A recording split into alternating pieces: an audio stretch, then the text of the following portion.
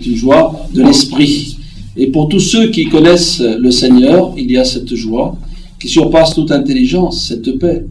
Et c'est ce que l'Évangile veut annoncer à ce monde qui est dans les ténèbres, ce monde qui s'écroule, annoncer la joie et le salut en Jésus-Christ. Alléluia.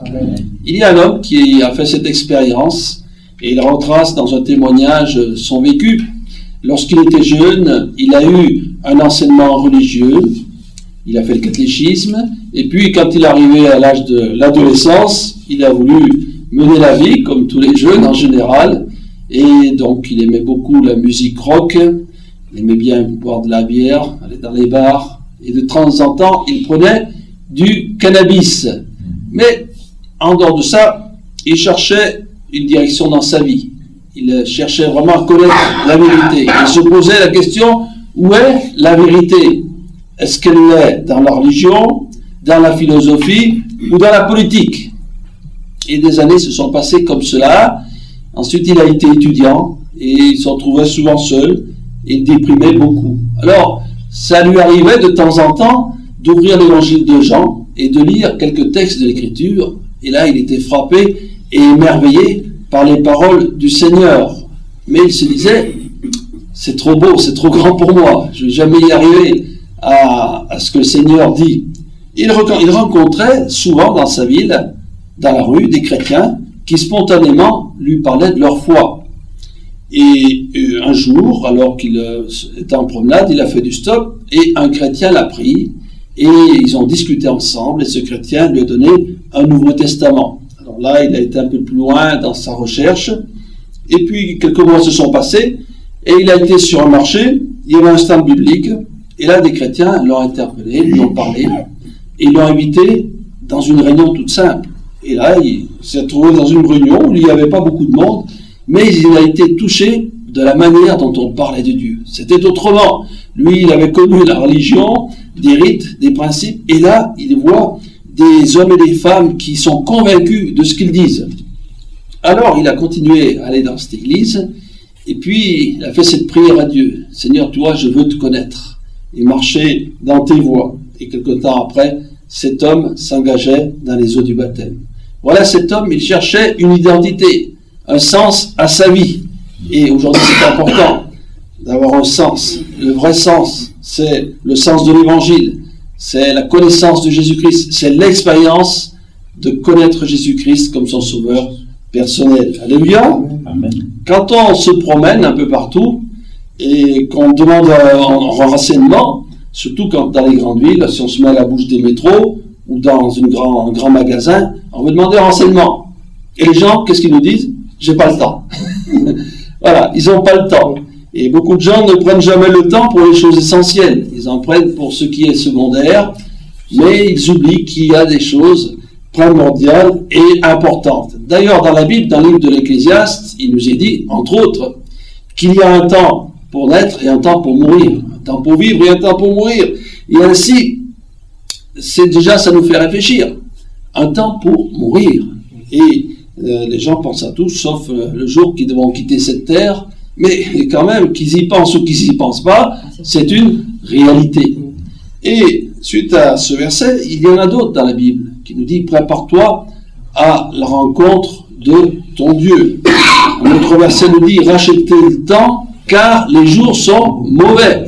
Alors, on ne peut pas racheter le temps, quand on a, surtout qu'on est âgé, on ne peut pas dire « Je vais racheter les années que j'ai passées pour les ajouter ». Non, racheter le temps, ça veut dire que le temps qui nous reste pour vivre, il faut bien l'utiliser.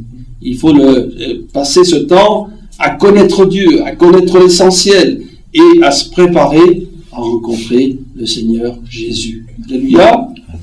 Il y a cet autre verset qui nous dit « C'est aujourd'hui le temps favorable, c'est aujourd'hui le jour du salut ». Là, c'est le temps, aujourd'hui. Et le temps, il est composé du passé, du présent et du futur. Mais l'évangile, lui, c'est toujours le présent. C'est rarement le futur, parce qu'il ne nous appartient pas le futur. Mais c'est aujourd'hui, lorsque la parole de Dieu est annoncée, qu'il est bon d'entendre la voix du Seigneur, qu'il est bon d'être réceptif à la voix de Dieu. Car il y a bien des événements qui peuvent s'écouler dans notre vie. On peut en vieillissant, perdre la mémoire. On peut avoir la difficulté à entendre, ou à voir, ou à lire, et ainsi ne pas être en contact avec la parole de Dieu. Ainsi comme le témoignage que nous avons entendu, cet homme, eh bien, il a cherché un sens. Et le sens que nous devons trouver, eh bien, c'est en Jésus-Christ. Jésus, d'abord, il est le repère, et nous avons besoin dans la vie de repères. Nous avons besoin d'une direction. Jésus est le chemin, la vérité et la vie. Jésus, il est aussi le bon berger. Et c'est ce que cet homme avait besoin. Il cherchait dans la philosophie, un peu dans le monde, d'essayer de trouver quelqu'un, des amis qui pourraient le comprendre, l'aider dans sa démarche, mais il n'a trouvé personne. Et c'est vrai qu'autour de nous, Dieu permet qu'on ait des amis, des personnes très intéressantes parfois, mais nos problèmes spirituels, notre recherche, notre peur de la mort, notre avenir, eh bien c'est en Jésus-Christ qu'il faut le chercher. Jésus, il est bon berger.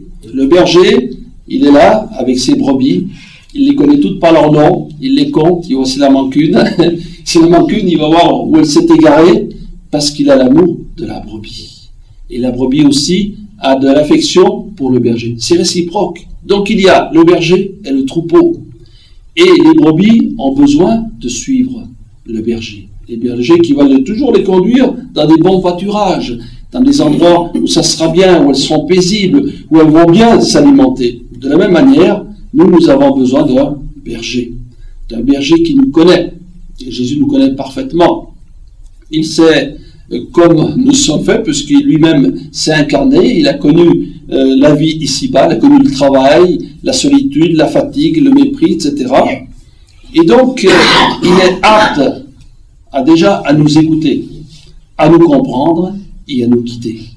Et c'est important, quelqu'un qui vous écoute, mais pas écouter simplement en écoutant, mais écouter en cherchant déjà la réponse qui sera convenable. Et Jésus, lui, il nous écoute lorsque l'on prie, et il sait apporter une parole adéquate à notre situation.